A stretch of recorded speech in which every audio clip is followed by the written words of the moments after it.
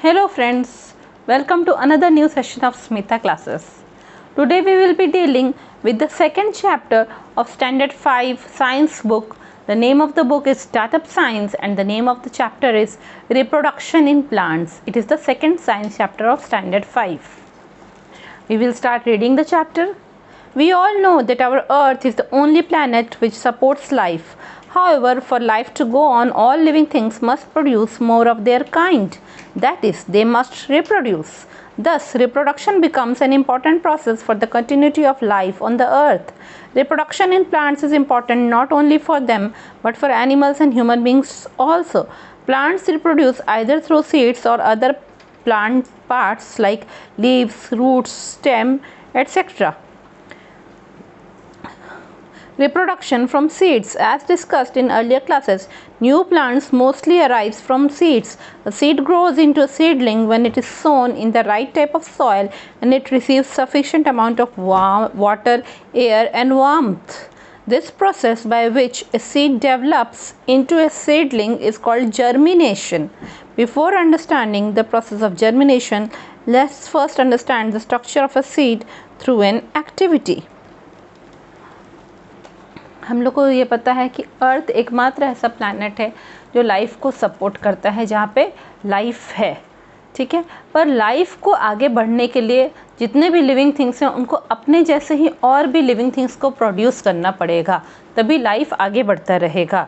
इसका मतलब है कि जितने भी लिविंग थिंग्स हैं उनको रिप्रोड्यूस करना पड़ेगा। इसीलिए लाइफ को कंटिन्यू करने के लिए अर्थ के ऊपर रिप्रोडक्शन एक बहुत ही इम्पॉर्टेंट प्रोसेस है, मतलब अपने जैसे और लिविंग थिंग्स को प्रोड्यूस करना। रिप्रोडक्शन प्लांट्स में भी उतना ही इम्पॉर्टेंट है जितना कि एनिमल्स और ह्यूमन बींग्स में है। प्लांट्स आइदर सीड्स से रिप्रोड्यूस करते हैं या रूट्स से या लीव्स से या स्टेम से, ठीक है। या तो प्लांट्स उनके बीज से रिप्रोड्यूस करते हैं या उनके जड़ से, उनके तने से या फिर उनके पत्तों से। हम लोगों ने पहले क्लासेस में भी पढ़ा है कि ज़्यादातर प्लांट्स उनके बीज से, उनके सीड्स से नए प्लांट्स निकलते हैं। एक जो है एक कोई भी बीज होता है वो छोटे से नन्हे से पौधे में आता है। हाँ, जब उसको सही तरह की मिट्टी में उसको हम लोग लगाते हैं और उसको जितना अमाउंट चाहिए वो सही अमाउंट उसको वाटर मिलता है, पानी मिलता है, हवा मिलती है और गर्मी मिलती है, तब जाके एक सीड से छोटा नन्हा पौधा निकलता है। ये प्रोसेस जिससे कि एक सीड एक सीडलिंग में बदलता है, मतलब एक जो है छोटा सा पौधा, एक छोटा सा बीज एक छोटे से नन्हे से पौधे में बदलता है। इस पूरे प्रक्रिया को, इस पूरे प्रोसेस को क्या कहते हैं? जर्मिनेशन कहते हैं, ठीक है। अब जब आप मान लीजिए आप बीन सीड लेंगी, बीन प्लांट होता है ना, तो बीन प्लांट का एक सीड लेंगी, उसको पानी में भिगो के रखेंगी 2-3 दिन के लिए, फिर उसको निकाल के जो है उसको ध्यान से देखेंगी तो आप देखेंगे उसके बाहर का जो एरिया कवर है वो पहले बहुत हार्ड था, अभी वो स्वेल कर गया, हाँ वो फूल गया है पानी से। फिर जब है वो जो बाहर का एरिया जो फूल गया है पानी से, वो सीड कोट कहलाता है। सीड कोट का मेन काम क्या है कि अंदर वाले सीड को सुरक्षा देना है ना, प्रोटेक्ट करना अंदर वाले सीड को, ठीक है। अब हम लोग जैसे सीड कोट निकालेंगे तो हम लोग देखेंगे कि उसके साइड में 2 पत्ते जैसे दिखाई देते हैं, ठीक है। जैसे ही हम लोग सीड कोट निकालते हैं तो हमको सीड लीव्स अंदर की तरफ दिखाई देता है, जो कि कोटाइलिडन कहलाता है। कोटाइलिडन क्या करता है कि जब नन्हा पौधा सीड के भीतर जन्म ले रहा है और बढ़ रहा है तो उसको वो फूड प्रोवाइड करता है, उसको वो खाना देता है, वो जो कोटाइलिडन होता है, ठीक है। फिर वो साइड के जो पतले पतले कोटाइलिडन जो पत्ते होते हैं, सीड लीव्स होते हैं अंदर की तरफ, आप उसको जैसे ही हटाएंगी तो आप देखेंगे कि अंदर एक जो है एक बेबी प्लांट है, और ये ही बेबी प्लांट जो है सीडलिंग में, ठीक है, नन्हे पौधे में बढ़ता जाता है, ठीक है। अब आगे हम लोग पढ़ेंगे जर्मिनेशन के बारे में।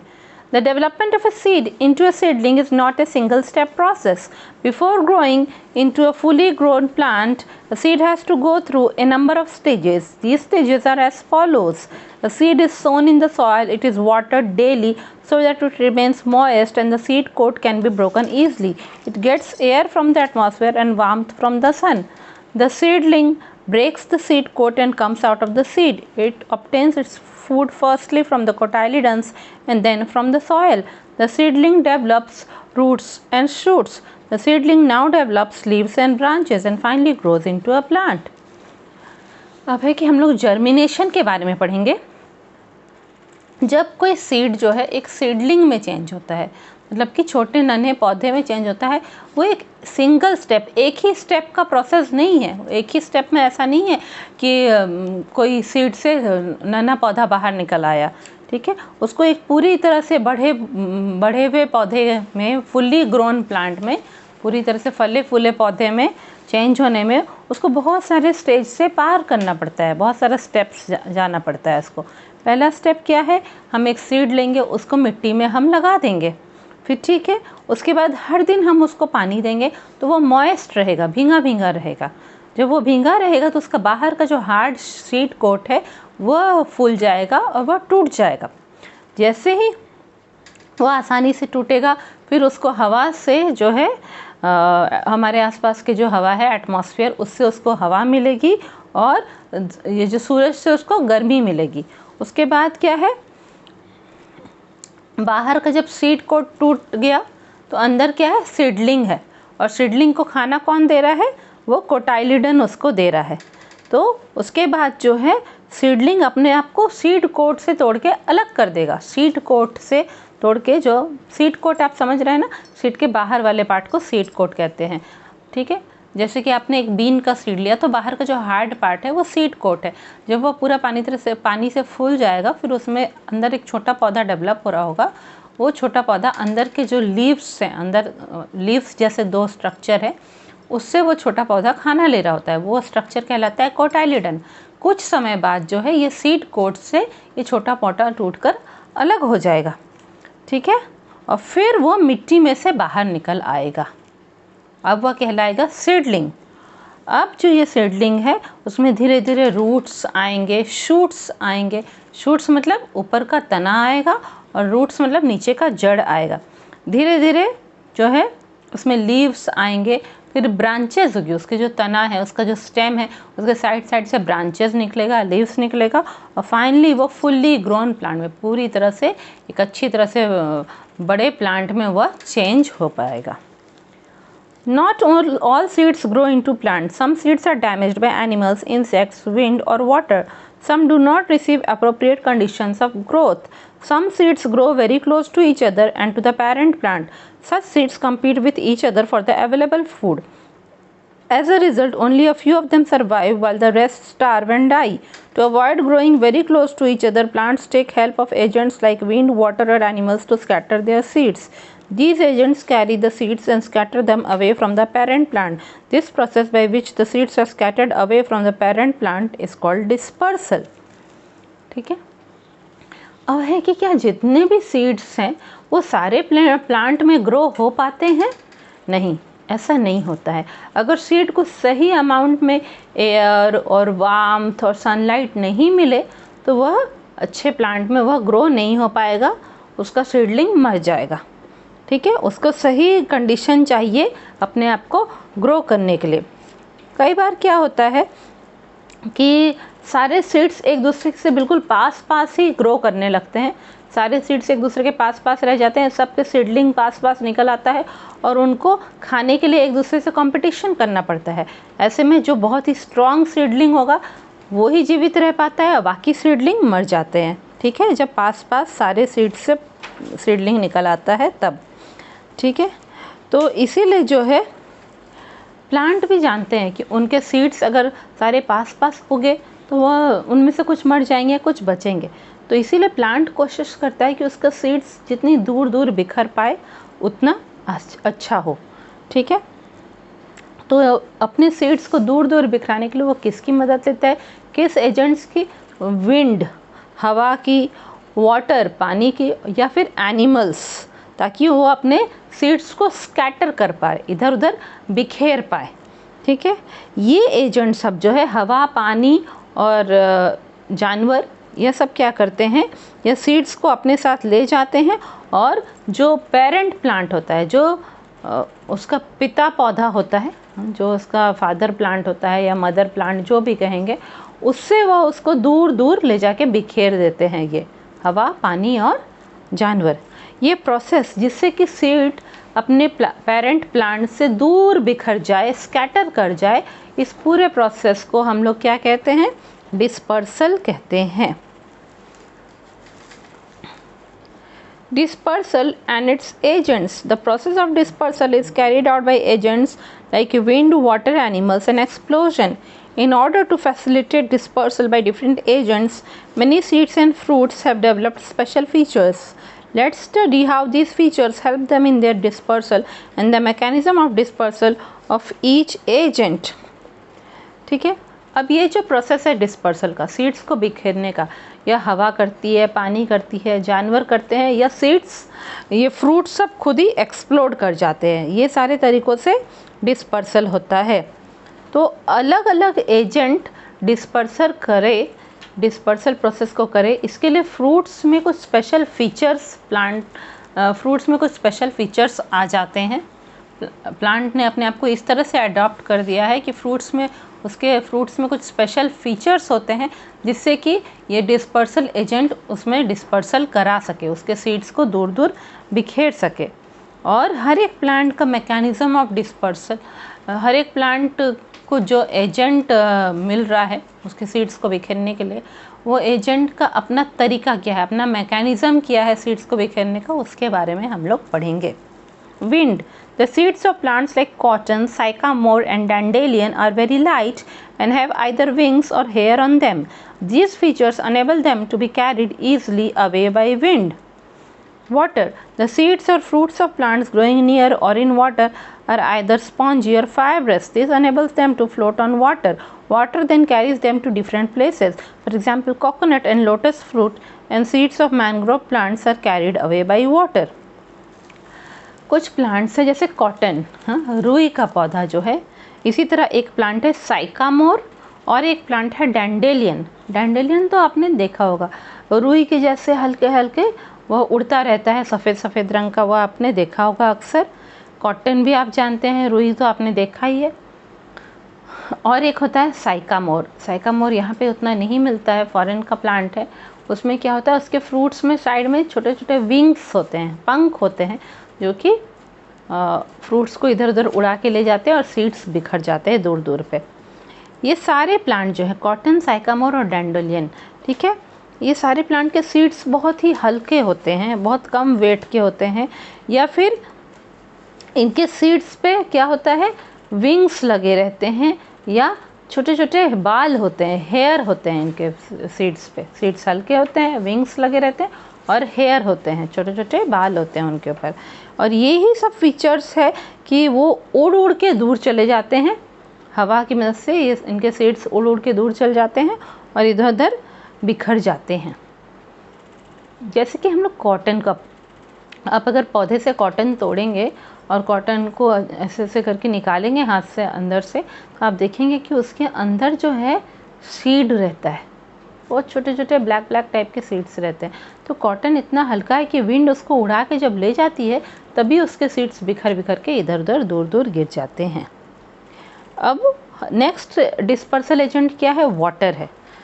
जो भी प्लांट्स जो है पानी के पास जो उग रहे हैं, ठीक है, जो भी प्लांट्स जैसे कि कोकोनट प्लांट है, लोटस है, वो सारे प्लांट्स या तो पानी में उग रहे हैं या पानी के पास उग रहे हैं, तो उनका जो सीड्स कैसा है, स्पॉन्जी या फाइब्रस है, स्पॉन्ज जैसा है। स्पॉन्ज कैसा होता है, आसानी से दब जाता है ना, और हल्का होता है, या फिर फाइब्रस है, उसमें ऐसे फाइबर्स हैं, पतले पतले थ्रेड जैसे स्ट्रक्चर है, ठीक है। तो ये इसका मतलब, कहने का मतलब है कि इनके सीड्स हल्के हैं, वेट में हल्के हैं, इसीलिए वो पानी पे फ्लोट करते हैं, ठीक है।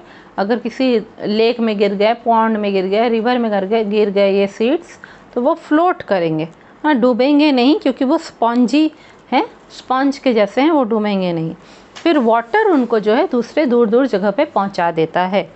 एग्जाम्पल, कोकोनट, कोकोनट या फिर लोटस का जो फ्रूट है, हाँ, वो, या फिर मैंग्रोव प्लांट्स का जो सीड्स है, ठीक है, ये सारे जो हैं मैंग्रोव प्लांट्स जो है ना, वो ज़्यादातर मार्शी एरिया में होते हैं, दलदल वाले एरिया में रहते हैं, ठीक है।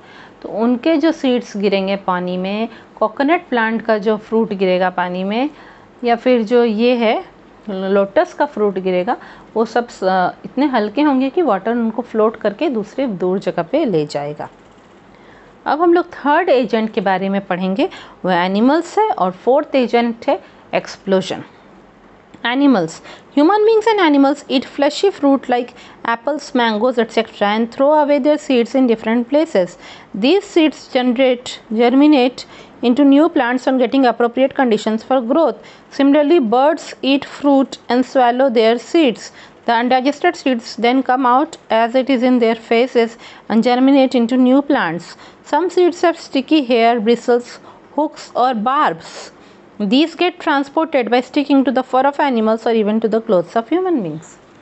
जितने भी हम लोग ह्यूमन बींग्स और एनिमल्स हैं, हम लोग फ्लैशी फ्रूट खाते हैं, जिस फ्रूट में फ्लैश पार्ट ज़्यादा हो, जैसे कि एप्पल खाते हैं, मैंगो खाते हैं, ठीक है, या लीची खाएंगे, तो हम लोग क्या करते हैं, उसके सीड्स को हम लोग फेंक देते हैं और फ्लैश पार्ट को खा लेते हैं। तो इस तरह इधर उधर जो उनके सीड्स को हम लोग फेंक देते हैं, तो उसमें से नए प्लांट ग्रो हो जाते हैं। इसी तरह एनिमल्स, जैसे कि छोटी छोटी चिड़ियाँ होती हैं, वो लोग छोटे छोटे फ्रूट्स को खाते हैं, जैसे कि वो लोग बेरी को खाएंगे, बेरी को, या फिर उससे भी छोटा छोटा फ्रूट्स खाएंगे, तो वो लोग जो है जब खाते समय उसके सीड्स को भी स्वेलो कर जाता है, निगल जाते हैं, वो सीड्स उनके पेट में चला गया। फिर जब फेसेस उनके बॉडी से निकलता है, पॉटी उनके बॉडी से निकलता है, तब उसी में सीड वैसे ही कंडीशन में वापस बाहर निकल आता है। और चूँकि प्लांट्स इधर उधर फेसेस अपना करते हैं, है ना, प्लांट्स एक्सक्रीट करते हैं, अपने बॉडी का वेस्ट इधर उधर निकालते हैं, तो जहाँ उनके बॉडी का वेस्ट निकला वहीं पे वह सीड बाहर निकल आया और वहाँ पे वो नए प्लांट में ग्रो कर गया, ठीक है। क्योंकि ये जो बर्ड्स वगैरह है वो तो उसके सीड्स को डाइजेस्ट नहीं कर पाएंगे, वो वैसे ही कंडीशन में उनके बॉडी से बाहर निकल आएगा, और जब उनको सही कंडीशन मिलेगा, ठीक सनलाइट, एयर, वाटर सब मिलेगा, तो वो सीड जर्मिनेट करेगा नए प्लांट में, उसमें से न्यू प्लांट निकलेगा। कुछ कुछ सीड्स ऐसे होते हैं जिसमें कांटे कांटे निकले रहते हैं, या स्टिकी हेयर रहता है, कड़े कड़े बाल रहते हैं जो कि चिपक जाते हैं आपके साथ, या कांटे निकले रहते हैं, हुक्स जैसे निकले रहते हैं, कांटे जैसे बार्ब्स जो बोलते हैं, है ना। जैसे कि हम लोग जब किसी के लैंड में बाउंड्री बना रहता है, तो कांटे वाली जाली वो लोग कई बार लगाते हैं ना, कांटे वाली जाली लगाते हैं जब उन लोगों ने बाउंड्री नहीं बनाया है, तो हम लोग उसके बगल से गुजरेंगे तो कांटे वाली जाली में हमारे कपड़े फंस जाते हैं ना। उसी तरह सीड्स में भी कांटे कांटे जैसे निकले रहते हैं, बाल निकले रहते हैं, हुक जैसे भी निकले रहते हैं। तो जैसे ही उनके पास कोई एनिमल आएगा, तो ये सीड्स के ये हेयर, बार्ब्स या हुक वो एनिमल के फर में चिपक जाते हैं, ठीक है, या फिर ह्यूमन बींग्स के भी क्लोथ्स में चिपक जाते हैं। ऐसा आपने देखा होगा, यहाँ बहुत दिखाई देता है कि जब हम लोग झाड़ी के आसपास ऐसे इवनिंग वॉक कर रहे होते हैं, तो जब लौट के आते हैं तो देखते हैं वो बिल्कुल हमारे ड्रेस में चिपका हुआ रहता है, एक छोटा ग्रीन कलर का सीड जिसमें कांटे कांटे निकले हुए रहते हैं, ड्रेस में, कई बार हमारे बालों में भी चिपक जाता है। एक्सप्लोजन, ये फोर्थ एजेंट है। Some fruits scatter their seeds by exploding the seed pods. When the seeds are ripe and the pod has dried, it bursts open and the seeds are scattered. For example, pods of squitting cucumber spread their seeds by explosion. अब कुछ कुछ पौधे ऐसे होते हैं जिनके fruits जो हैं, जब वो पूरे मैच्योर हो जाते हैं, फ्रूट्स पूरे राइप, मतलब पूरे पक गए हैं, पूरा राइप हो गया है, फ्रूट्स राइप होने के बाद वो ड्राई हो गया है, पूरा मैच्योर हो गया है, तो वो जैसे कि मटर का पौधा, मटर के पौधे का, अगर मटर को हम लोग प्लांट में ही छोड़ दें, पी प्लांट में, और वो फिर धीरे धीरे वो ड्राई हो जाएगा, फिर वो फट जाएगा, एक्सप्लोड करेगा, उसके सीड्स इधर उधर दूर दूर बिखर जाएंगे, ठीक है। यानी उसका जो सीड पॉट है, बाहर का जो उसका कवर है मटर का, सीड पॉट, वह सूख के खुल जाएगा और उसके सीड्स इधर उधर एक्सप्लोड होके बिखर जाएंगे, मतलब वो पॉड एक्सप्लोड होगा और सीड्स बिखर जाएंगे। इसका एक एग्जाम्पल आप लोगों की बुक में दिया हुआ है, वो है स्क्विटिंग क्यूकम्बर। अब ये जो स्क्विटिंग क्यूकम्बर है, आप मत सोचिएगा ये सिंपल क्यूकम्बर जो हम लोग खाते हैं, हाँ हम लोग जो खीरा खाते हैं, काकुड़ी खाते हैं, वो वाला क्यूकम्बर नहीं है, ये स्क्विटिंग क्यूकम्बर है। ये अलग वेराइटी का एक है क्यूकम्बर, जो कि धीरे धीरे जब मैच्योर हो जाता है तो वो जो है वो प्लांट के स्टेम से टूटने वाला होता है, वो प्लांट के स्टेम से अलग होने वाला होता है। और जब वो प्लांट के स्टेम से अलग होने वाला होता है उसी टाइम उसके भीतर से एक तरह का लिक्विड निकलता है और उसी लिक्विड में उसके सीड्स बाहर निकल के बिखर जाते हैं। एक तरह से हम बोलेंगे वो क्यूकम्बर एक्सप्लोड हो जाता है और उसके जो है सीड्स बाहर निकल के बिखर जाते हैं। ये एक अलग तरह का प्लांट है स्क्विटिंग क्यूकम्बर, आपने शायद देखा भी नहीं होगा। इसको लोग जल्दी खाते नहीं हैं, ये थोड़ा पॉइजनस इफेक्ट देता है इसीलिए। Reproduction from other parts. We have read in earlier classes that plants can grow from other part besides seeds. These parts may be roots, stem or leaves of the parent plant. For example, plants like rose grow from stem cuttings. Plants like sweet potato and dahlia grow from roots. Plants like begonia and bryophyllum grow from leaves. A common example of plants that grow from stem is potato. We already know that potato is an underground stem that stores food. It has buds known as eyes on it from where new plants can arise. Plants like ferns and fungi do not grow from seeds. They grow from tiny structures called spores. अभी तक हमने पढ़ा कि seeds कैसे dispersal होते हैं। अब जो है प्लांट्स में रिप्रोडक्शन दूसरे तरीके से भी होता है। एक स्टेम का कटिंग अगर हम लगा दें मिट्टी में तो उसमें से नए प्लांट भी निकलते हैं। ऐसे कुछ ही प्लांट्स में होता है, जैसे कि रोज़ प्लांट में, आपने रोज़ प्लांट में देखा होगा ना, एक मोटा सा स्टेम को आप उस रोज़ प्लांट से कट करके लाएंगे, उसके एक तने को, एक स्टेम का पार्ट को और फिर उसको लाके आप अपने सॉइल में लगाएंगे, गमले में या फिर अपने गार्डन में कहीं लगाएंगे तो बहुत दिनों बाद, अराउंड 2-3 वीक्स बाद आप देखेंगे उसमें लीव्स आने लगते हैं और न्यू रोज़ प्लांट ग्रो होने लगता है स्टेम कटिंग से। इसी तरह पोटैटो, आलू जो है वो हम लोग जानते हैं वो एक अंडरग्राउंड स्टेम है। तो आलू में छोटे छोटे आँख जैसे मतलब कि बर्ड्स दिखाई देते हैं, कहीं कहीं black black black black birds दिखाई देते हैं। तो वो वाले पार्ट को जब हम लोग काट के जब आप मान लीजिए घर में आलू लाए, बहुत दिन आपने छोड़ दिया घर में, तो धीरे धीरे वो बर्ड्स थोड़ा बड़ा होने लगता है। जहाँ पे वो डॉट डॉट रहते हैं वहाँ से कुछ कुछ निकलने लगता है, थोड़ा एक आलू के ही स्ट्रक्चर जैसा मतलब कुछ निकलने लगता है। उसको बर्ड्स कहते हैं। आप उसको काट के दोबारा से मिट्टी में लगाएंगे तो उसमें से नए आलू के पौधे निकलते हैं। आलू एक अंडरग्राउंड स्टेम है। इसी तरह जो है स्वीट पोटैटो आप लोग ने खाया भी होगा, है ना, शकरकंद, स्वीट पोटैटो खाया होगा। और डालिया भी देखा होगा। डालिया के पौधों को अच्छे अच्छे फ्लावर्स डालिया में बड़े बड़े उगते हैं। ये सब रूट्स से उगते हैं, है ना, उनका रूट्स हम लोग लगा देंगे तो उसमें से नए पौधे निकलते हैं, जड़ से उगते हैं। इसी तरह बेगोनिया और ब्रायोफाइलम, ये बड़ा अलग टाइप का प्लांट है। शायद आपने ब्रायोफाइलम देखा होगा। ब्रायोफाइलम बहुत ही कॉमन है, अक्सर दिखाई भी देता है, लोग अपने घर में पॉट्स में लगाते भी हैं।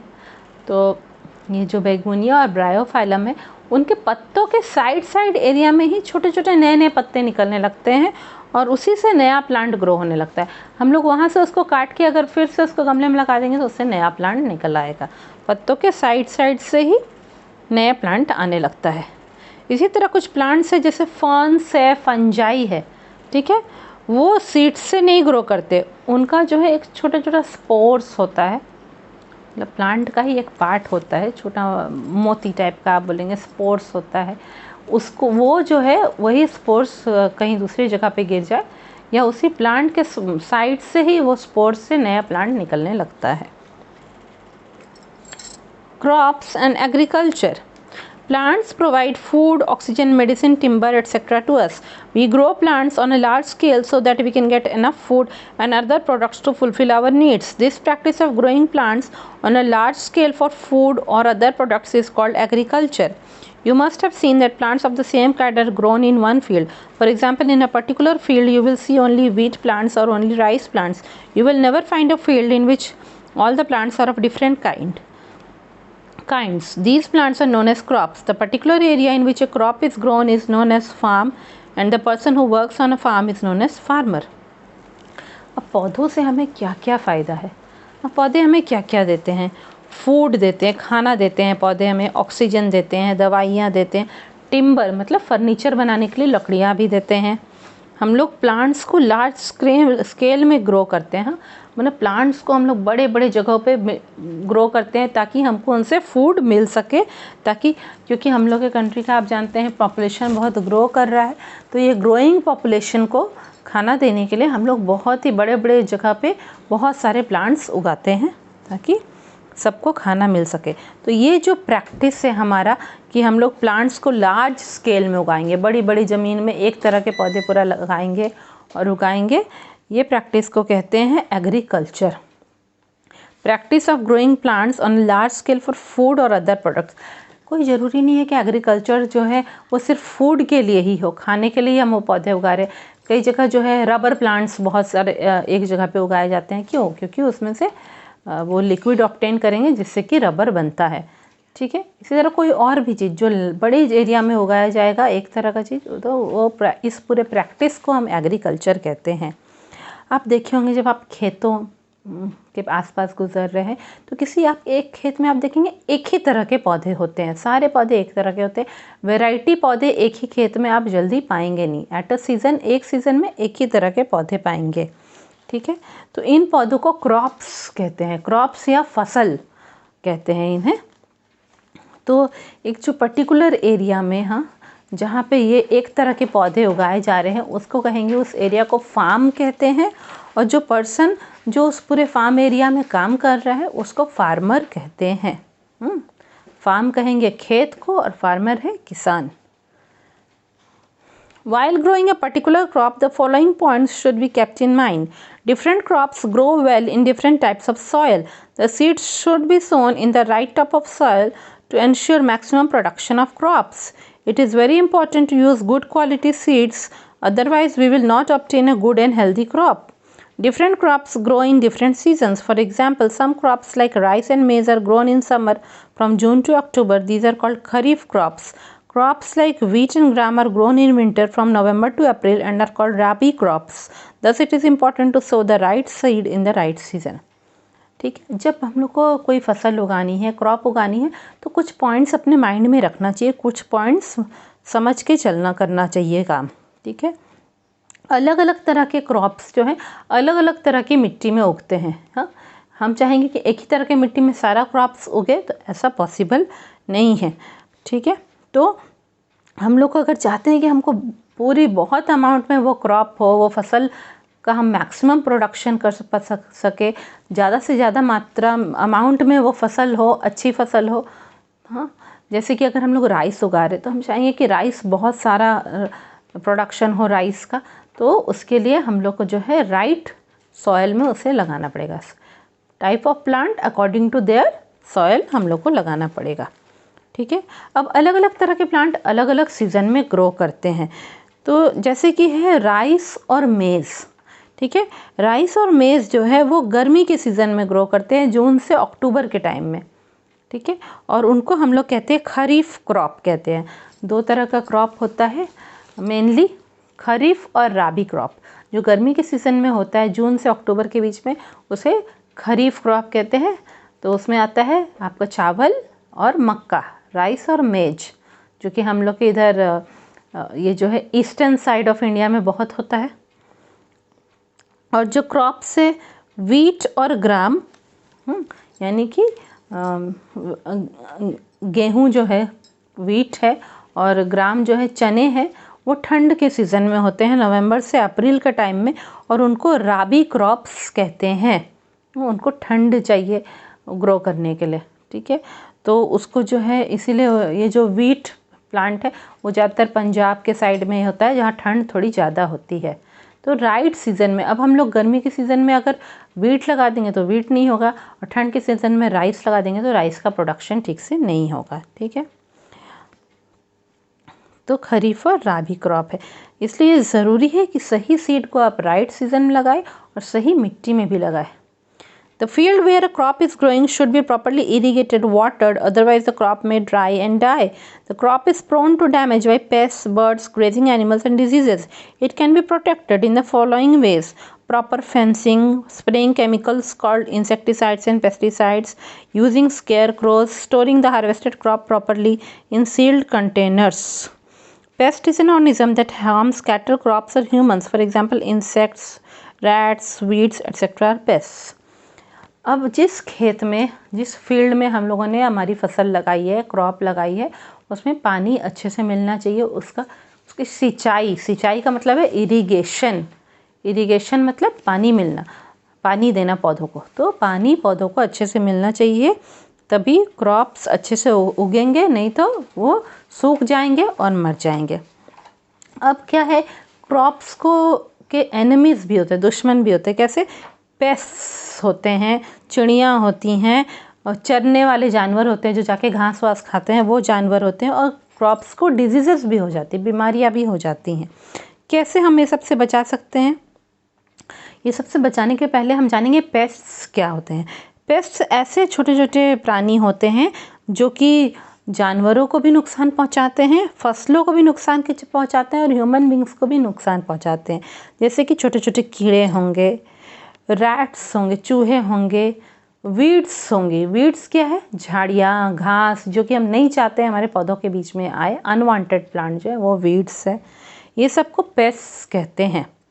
ठीक है, तो हम लोग कैसे पेस्ट से, चिड़िया से और चरने वाले जानवरों से, घास खाने वाले जानवरों से बचा सकते हैं अपने पौधों को? पहला है प्रॉपर फेंसिंग। अच्छी तरह से फेंस मतलब कि बाउंड्री टाइप का एक अच्छे से बनाना चाहिए हमारे खेतों के चारों तरफ। केमिकल्स कुछ मिलते हैं जिनको इंसेक्टिसाइड और पेस्टिसाइड कहते हैं। ठीक है, इंसेक्ट्स को मारने वाला इंसेक्टिसाइड और पेस्ट को मारने वाला पेस्टिसाइड। वो केमिकल थोड़ा थोड़ा स्प्रे करना पड़ता है। यूजिंग स्केयर क्रोज आप जानते हैं ना, खेतों के बीच में एक ह्यूमन बीइंग का पपेट जैसा खड़ा किया जाता है। उसको उसमें घास वास भर के, उसको ड्रेस पहना के और लकड़ी का बनाया जाता है। उसके ऊपर मिट्टी का पॉट जो है, मिट्टी का घड़ा उलट के रख के उसमें आइज नोज वगैरह बना देते हैं। तो सारी चिड़िया को लगता है कि कोई ह्यूमन बीइंग खड़ा है हमें भगाने के लिए, तो चिड़िया खेतों में नहीं आती है। Storing the harvested crop properly in sealed containers. अब पौधे हो गए, फसल हो गई, फसल को हार्वेस्ट कर दिया, काट के हम ले आए। अब उसको जो है अच्छे से स्टोर करना है, क्योंकि एक बार हो गया तो हमें वो पूरा 1 साल उसे हमें चलाना है, फिर नेक्स्ट सीजन में वो फसल होगी।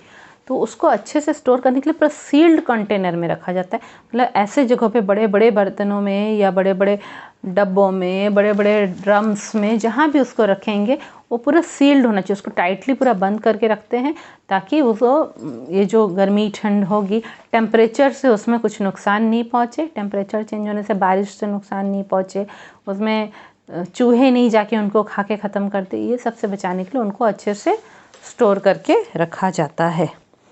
ठीक है, तो ये बहुत अच्छा चैप्टर था। कैसे प्लांट्स से रिप्रोडक्शन होता है, फिर कैसे खेतों में काम होता है, ये सब हमने देखा। और इजी चैप्टर है, आप अपने फ्रेंड्स लोग के साथ शेयर करिए रिप्रोडक्शन इन प्लांट्स, और इंटरेस्टिंग भी लगेगा आपके फ्रेंड्स को, आपको भी अच्छा लगेगा। ये वीडियो को शेयर करिए, साथ साथ में लेसन को रीड करिए, तो आपको बहुत ही क्लियर हो जाएगा। Now you all wait for my next video. Next video will be appearing soon. Thank you.